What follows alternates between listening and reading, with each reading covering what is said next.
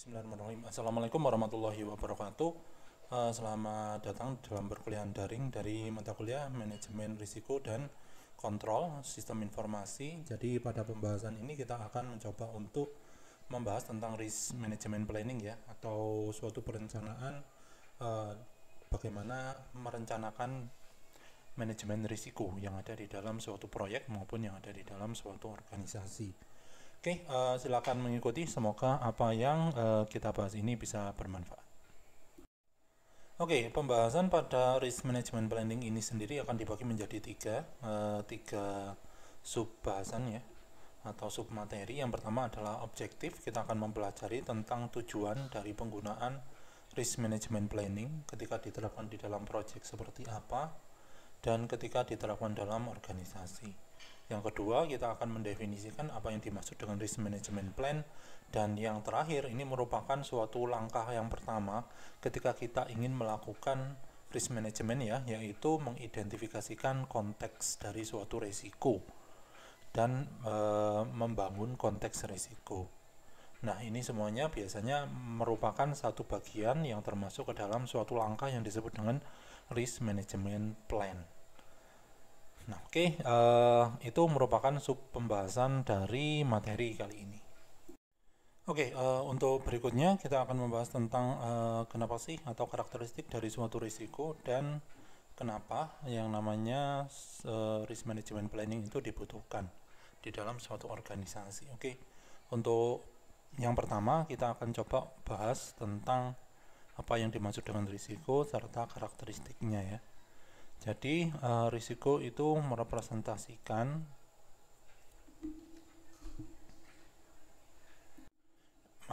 risiko itu ada dalam suatu bentuk atau derajat kemungkinannya itu sebenarnya bisa didefinisikan ya, bisa diketahui. Nah, yang namanya suatu risiko tentu akan menghasilkan suatu dampak yang positif maupun dampak yang negatif. Tetapi sebenarnya karakteristik risiko itu seperti apa? Karakteristik risiko itu sebenarnya ada tiga. Yang pertama adalah risiko itu biasanya dipahami atau sama sekali tidak dipahami atau belum pernah terjadi, karena belum pernah terjadi di dalam suatu organisasi ya. Jadi tidaknya dipahami maupun belum pernah terjadi di dalam organisasi. Yang kedua adalah risiko itu akan berubah sesuai dengan waktunya ya. Jadi semakin misalkan ya, semakin canggih suatu proses dalam suatu organisasi, maka risiko yang mengikutinya juga akan semakin besar. Nah, itu ya, risiko change over time. Yang ketiga adalah risk is manageable in the sense that the application of human action may change its form and degree of effect. Artinya adalah risiko walaupun dia itu biasanya tidak diketahui atau hanya diketahui cuma sebagian saja, misalkan sebagian saja itu adalah suatu risiko di dalam implementasi teknologi informasi ya. Mungkin kita sudah berjaga-jaga ya terhadap risiko yang ada dari eksternal, tetapi kita tidak jaga-jaga terhadap risiko yang muncul dari internal. Contohnya seperti apa risiko yang muncul dari internal? Risiko yang muncul dari internal itu mungkin kita pernah tahu ya, kalau di film-film itu ya, atau di kantor itu juga biasanya ada. Jadi di layar monitor itu pasti akan ada yang namanya sticky note ya. Sticky note yang digunakan untuk apa? Sticky note yang digunakan untuk mengingat apa? Mengingat password sama username. Nah, itu merupakan suatu kebiasaan yang mungkin bisa menyalahi aturan risiko ya, yang bisa menimbulkan risiko di dalam organisasi. Sudah jaga-jaga di luar, tetapi ternyata risikonya muncul dari dalam.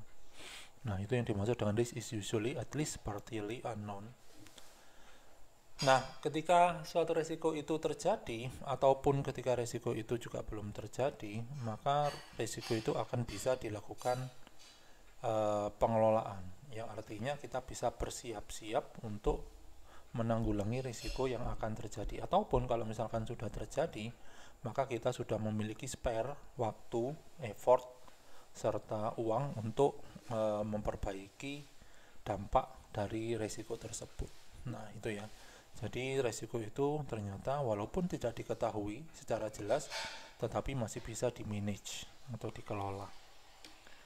Oke, sekarang apa sih yang dimaksud dengan risk management planning dan kenapa risk management planning itu penting di dalam manajemen risiko atau perencanaan manajemen risiko itu penting di dalam manajemen risiko sendiri, karena tujuan dari risk management planning itu adalah untuk memberikan suatu kesadaran bagi project manager agar dia itu paham bahwa yang namanya risiko itu perlu untuk dikelola, ya, sehingga project manager itu mampu untuk meluangkan sebagian besar bukan sebagian besar tapi sebagian resource-nya untuk menanggulangi, mengidentifikasikan risiko yang akan terjadi. Dan akhirnya ketika dia atau project manager itu mampu untuk berjaga-jaga terhadap suatu risiko, maka dia akan melakukan pengorganisasian, setelah itu akan menjalankan kegiatan-kegiatan manajemen risiko serta menentukan infrastruktur yang sesuai dengan kriteria risiko yang ada di dalam suatu organisasi. Nah, manajemen planning, risk management planning itu sendiri memiliki beberapa tujuannya. Tujuan yang pertama itu adalah untuk menentukan mana risiko yang butuh untuk dijawab. Ya, butuh untuk dijawab artinya risiko-risiko mana yang memiliki dampak yang tinggi yang perlu untuk ditanggulangi. Itu yang pertama. Karena resource perusahaan itu terbatas, ya. Resource perusahaan terbatas, ketika terjadi suatu resiko, misalkan ada 10 resiko tuh, ternyata ada 5 resiko dengan risiko rendah, sudah dikategorikan ke dalam risiko rendah, 2 risiko atau 3 risiko sedang, yaitu risiko sedang, dan 2 risikonya itu adalah risiko dengan dampak yang tinggi. Maka di sini perusahaan perlu untuk menginvestasikan effort, waktu maupun uang untuk menanggulangi dampak dari resiko-resiko tersebut. Apakah 10-10-nya akan ditanggulangi? Ya tidak. Organisasi bisa memilih, ya, bisa menentukan prioritasnya atau skala prioritas dari penanganan risiko.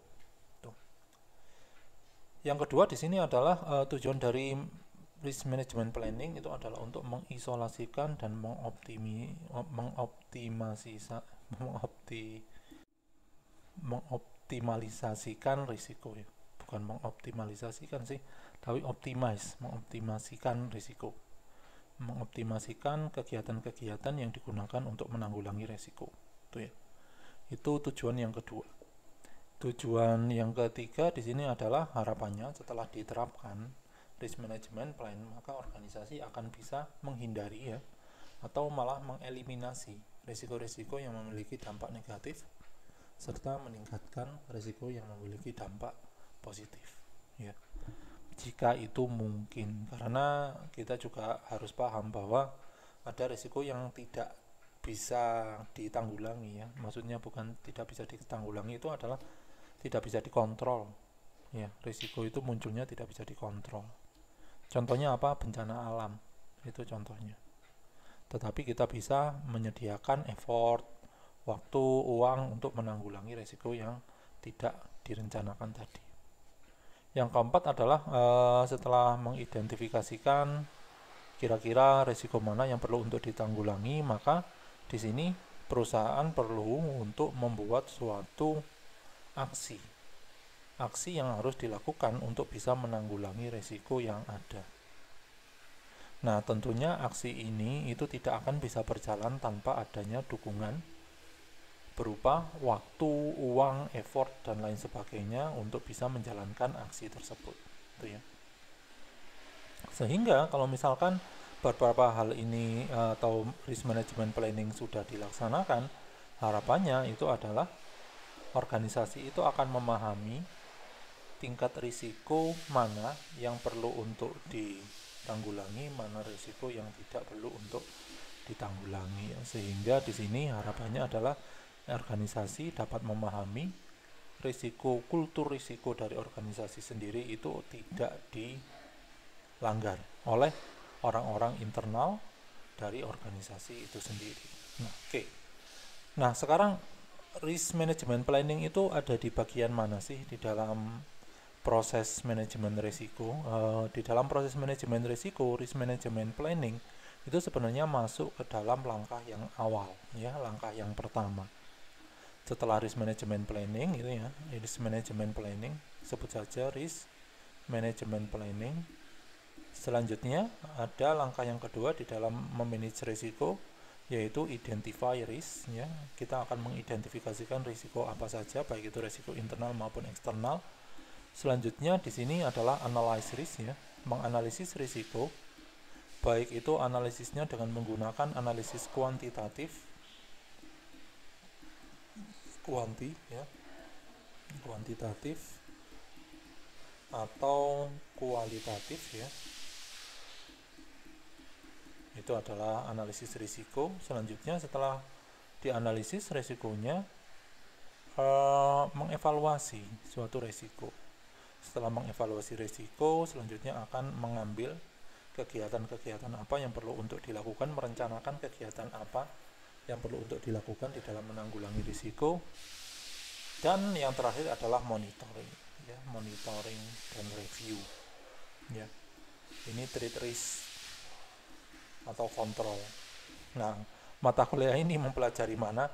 Mata kuliah ini mempelajari mulai dari RMP, IR, AR, terus setelah itu evaluate risk, ya, evaluate risk, sampai ke dalam treating risiko atau kontrol risiko.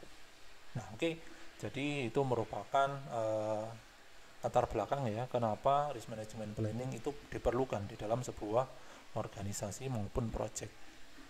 Oke, kita lanjutkan pembahasan kita. Jadi di sini tentu saja ketika suatu organisasi itu akan melakukan atau akan menyusun risk management plan, maka perlu untuk dipikirkan waktu yang tepat untuk menyusun planning tersebut.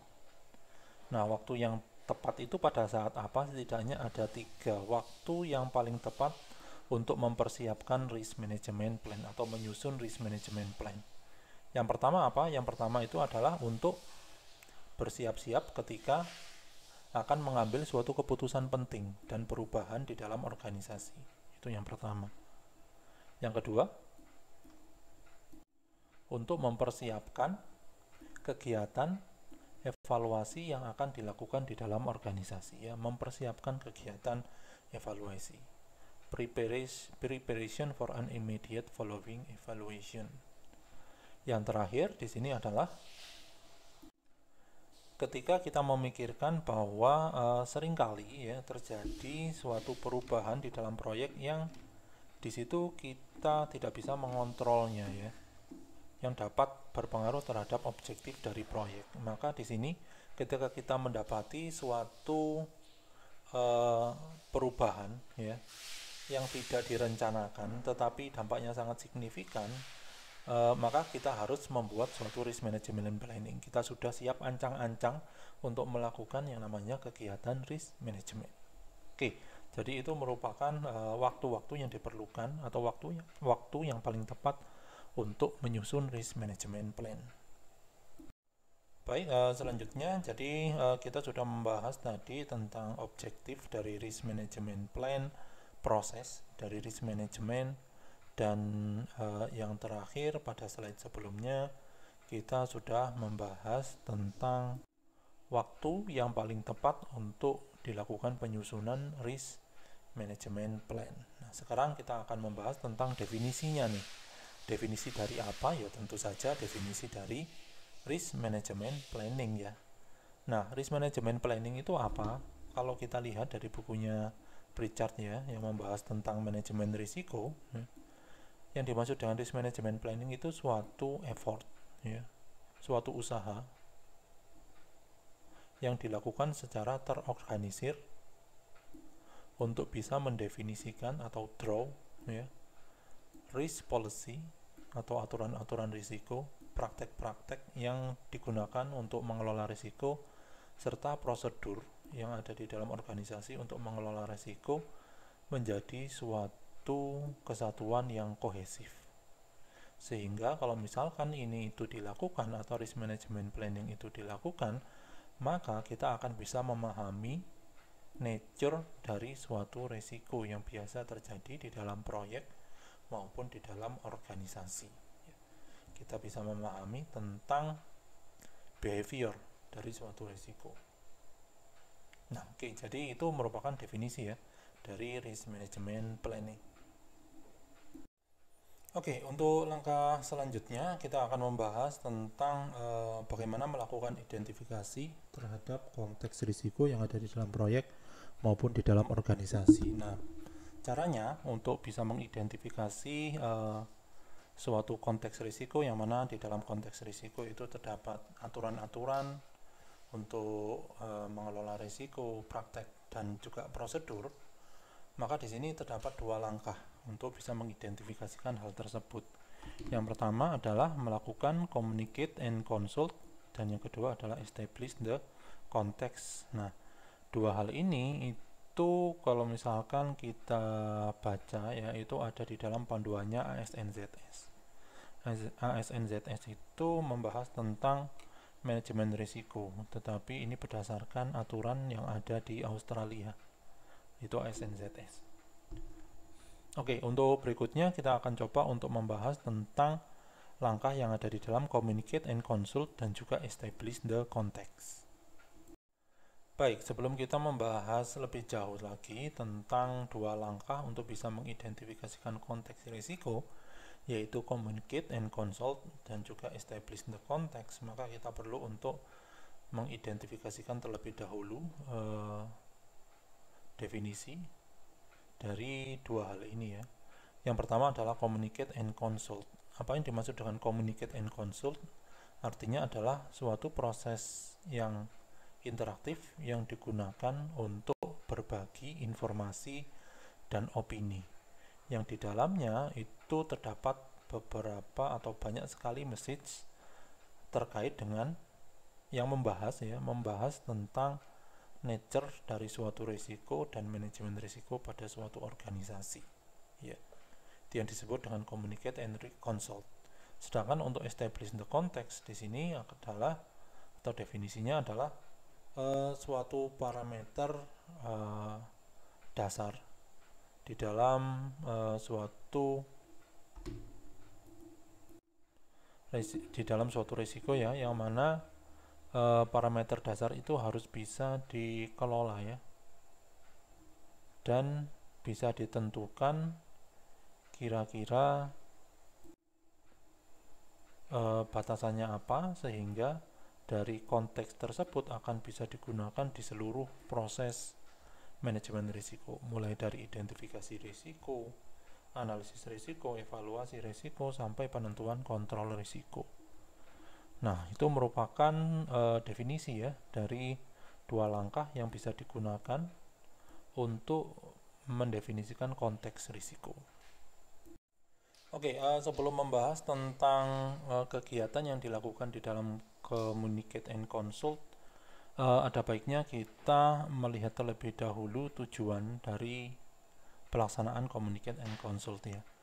Pada poin pertama di sini kita bisa melihat bahwa di dalam kegiatan communicate and consult itu terdapat suatu konteks pembahasan, yang mana konteks pembahasannya adalah pada kegiatan ini maka aktivitas-aktivitas itu akan dilaksanakan untuk bisa memahami keadaan organisasi secara eksternal maupun internal yang berpengaruh ya terhadap kegiatan pengelolaan risiko ya.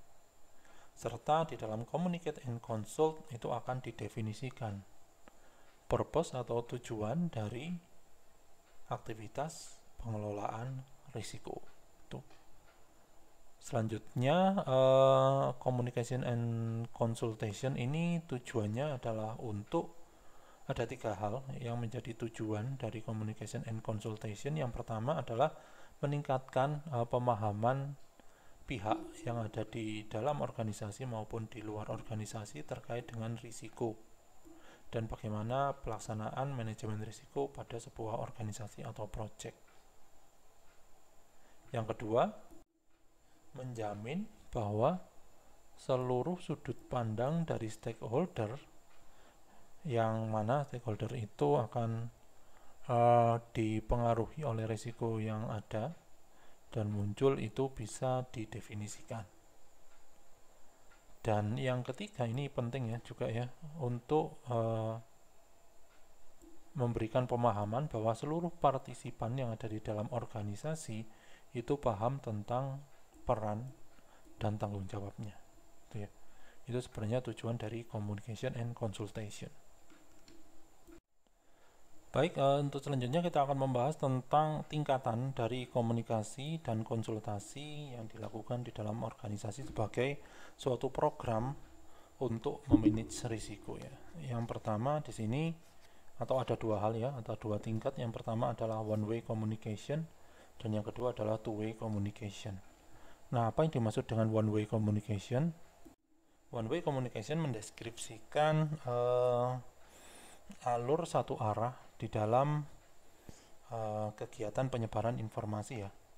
Contohnya itu adalah ada laporan tahunan, selanjutnya artikel yang mendeskripsikan kegiatan yang sudah dilakukan di dalam organisasi, meeting minute, itu merupakan bentuk dari one way communication. Yang kedua adalah two way communication. Nah, apa yang dimaksud dengan two way communication? Artinya adalah komunikasi itu akan bisa berjalan dua arah ya. Artinya di sini memiliki karakteristik yaitu untuk berbagi perspektif, berbagi informasi, berbagi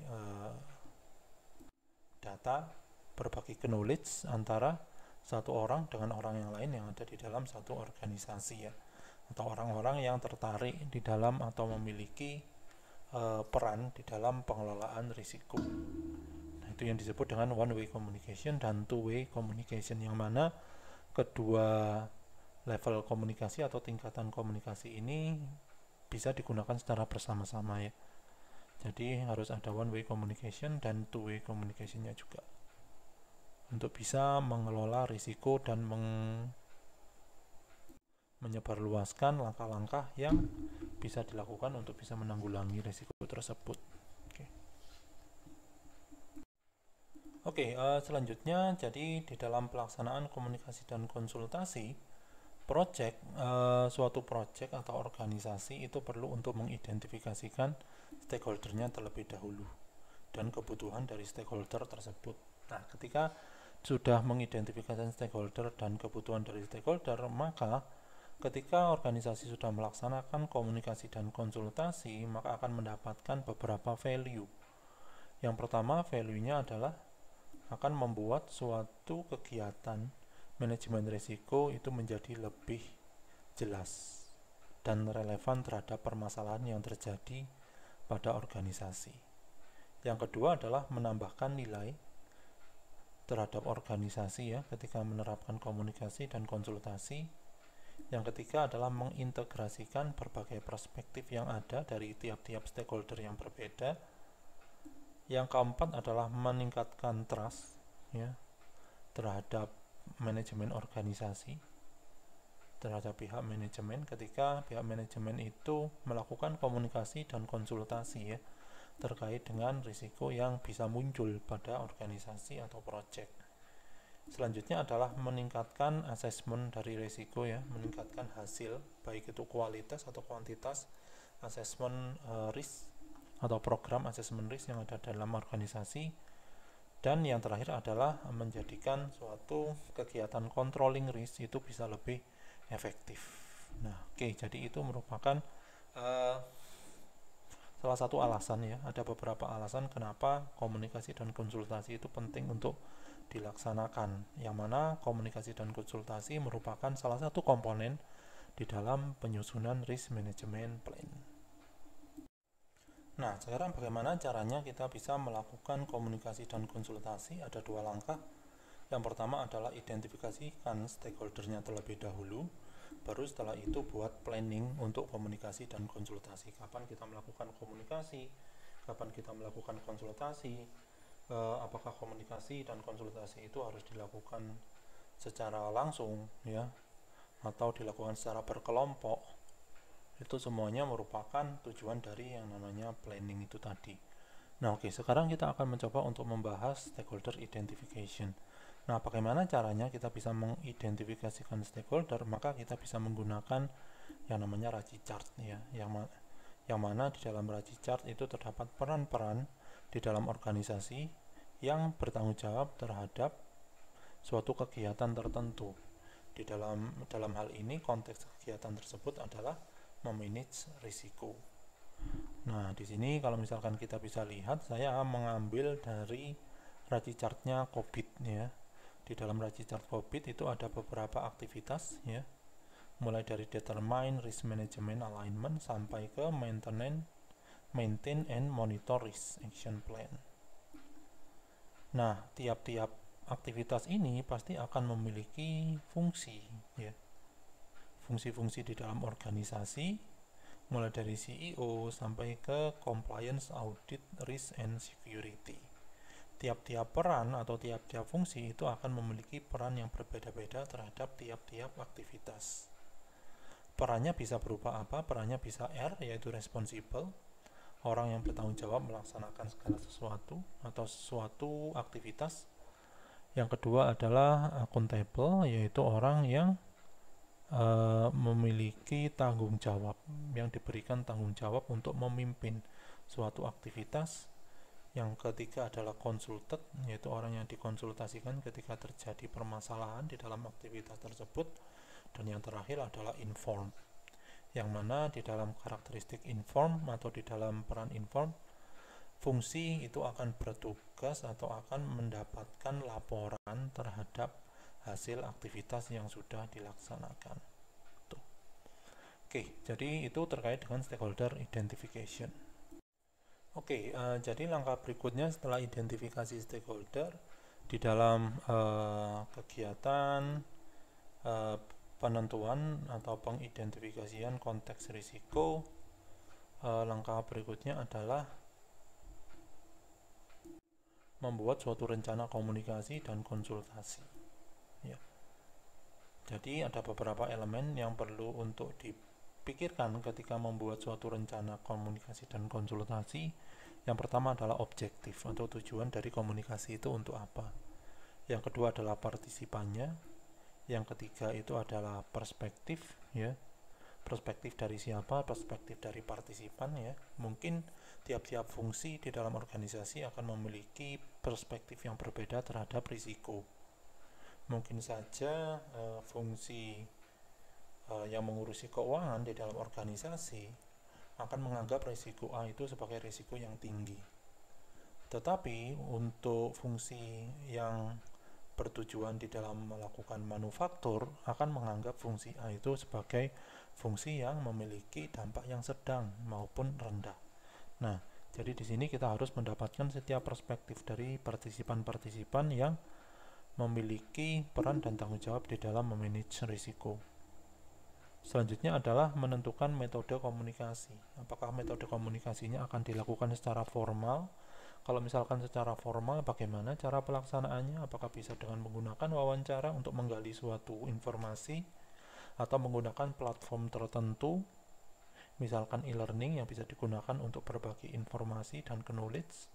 Atau kalau misalkan dilakukan secara informal, maka media yang digunakan itu apa? Apakah berupa media sosial ataukah berupa email perusahaan atau media yang lainnya ya. Dan yang terakhir di sini adalah menentukan proses evaluasi yang akan dijalankan. Kita sudah mendefinisikan, berarti melalui pembahasan hal ini berarti kita sudah mendefinisikan kegiatan untuk merencanakan komunikasi dan konsultasi. Oke, untuk berikutnya kita akan melihat faktor-faktor apa yang bisa mempengaruhi perencanaan komunikasi dan konsultasi ya. Faktor-faktor ini itu faktor-faktor ini akan memberikan pengaruh yang besar ya terhadap tujuan dari pelaksanaan manajemen risiko. Nah, beberapa contohnya di sini adalah menentukan awareness maupun understanding atau pemahaman terkait dengan isu-isu tertentu di dalam organisasi. Yang kedua adalah belajar dari stakeholder ya. Ini juga penting karena stakeholder itu akan bisa menentukan apakah kegiatan untuk memanage resiko itu layak dilakukan atau tidak, dan effort yang sudah dikeluarkan itu memiliki suatu value atau tidak bagi si stakeholder itu sendiri. Yang ketiga adalah influencing the target audience, yaitu dengan melakukan komunikasi dan konsultasi maka harapannya kita akan bisa memberikan pemahaman atau mempengaruhi audiensi yang ada atau stakeholder yang ada. Yang keempat adalah lebih paham tentang konteks, kriteria risiko, risk appetite, terus setelah itu risk behavior dari suatu organisasi. Dan yang terakhir adalah dengan adanya communication dan consultation, kalau itu berhasil, kalau langkah komunikasi dan konsultasi berhasil, maka akan terjadi perubahan perilaku dari stakeholder maupun peran-peran yang memiliki keterkaitan dengan risiko tersebut, itu akan mengalami perubahan perilaku ya, sehingga mereka bisa lebih paham ya terhadap risiko yang terjadi, sehingga bisa bertanggung jawab terhadap aktivitas yang dilaksanakannya. Oke, langkah berikutnya di dalam membuat suatu perencanaan manajemen risiko, selain kita diharuskan untuk menentukan pola-pola komunikasi dan konsultasi terkait dengan manajemen risiko itu sendiri, selanjutnya adalah menentukan konteks dari suatu risiko. Nah, kenapa sih establish the context atau menentukan konteks ini sangat penting? Karena ada beberapa hal yang menjadi tujuan dari identifying risk context ini. Yang pertama adalah dengan melakukan establish risk context, maka objektif dari organisasi itu akan bisa terlihat dengan lebih jelas ya. Jangan mengidentifikasikan risiko-risiko, maka objektifnya itu akan bisa lebih terfokuskan karena kita sudah tahu risiko-risiko mana yang mungkin akan dihindari atau dimitigasi. Yang kedua adalah mengidentifikasikan suatu lingkungan yang mana objektif tersebut itu akan bisa dicapai dengan baik, dengan efisien dan dengan efektif. Yang ketiga adalah menentukan suatu scope dari tujuan manajemen risiko ya, dan kondisi-kondisi batasan atau batasan-batasan kondisi serta luaran yang diharapkan dari kegiatan manajemen risiko. Yang keempat adalah mengidentifikasikan kriteria-kriteria yang akan menjadi suatu standar di dalam menentukan atau di dalam melaksanakan manajemen risiko. Dan yang terakhir adalah menentukan elemen-elemen serta prosedur-prosedur serta struktur yang diperlukan di dalam organisasi untuk bisa mengidentifikasi risiko dan mengakses risiko itu, apakah risiko termasuk ke dalam risiko tinggi, sedang maupun rendah. Nah, untuk langkah yang awal di dalam melakukan establish the context atau menentukan konteks risiko itu adalah mengidentifikasikan objektif atau tujuan organisasi serta mengidentifikasikan suatu lingkungan eksternal maupun internal dari organisasi yang mana di situ akan berpengaruh terhadap objektif dari organisasi itu sendiri. Nah, itu merupakan langkah yang pertama. Sedangkan langkah yang kedua, setelah kita mengidentifikasikan objektif, data eksternal dan internal environment, seluruh komponen ini itu selanjutnya akan dilakukan dokumentasi ya. Nah, itu merupakan dua langkah yang diperlukan di dalam menentukan establish the context atau mengidentifikasikan risiko, konteks dari risiko.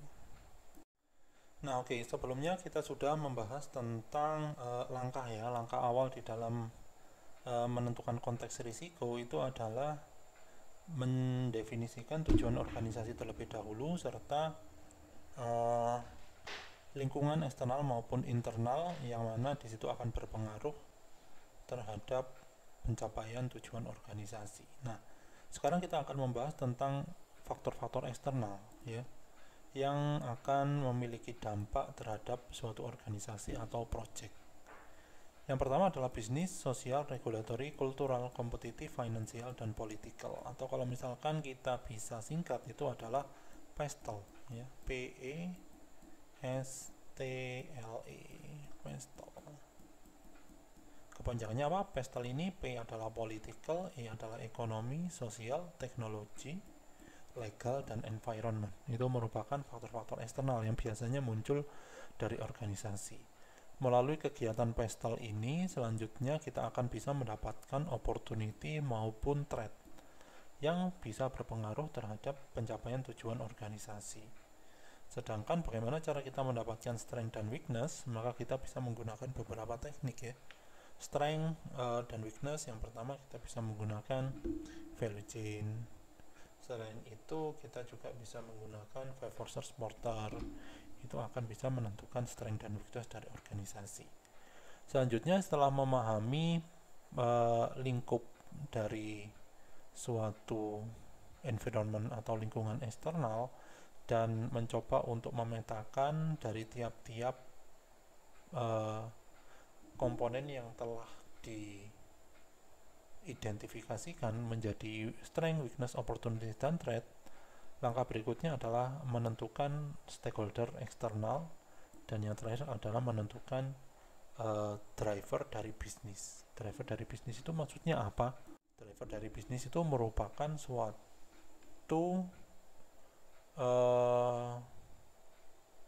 sesuatu yang dapat men-trigger kegiatan bisnis di dalam suatu organisasi. Itu yang disebut dengan driver dari bisnis ya.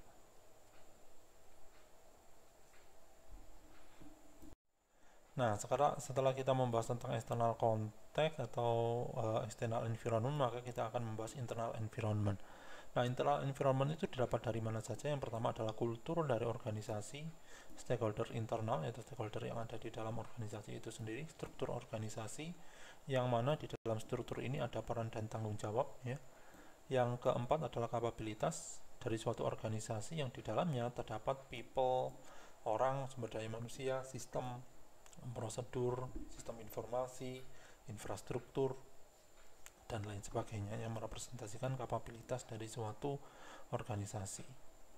Proses dan kapital, yaitu proses-proses yang terjadi dalam organisasi, dan kapital yaitu modal dari organisasi itu sendiri, serta tujuan dan sasaran, serta strategi pada sebuah organisasi. Nah, setelah kita memahami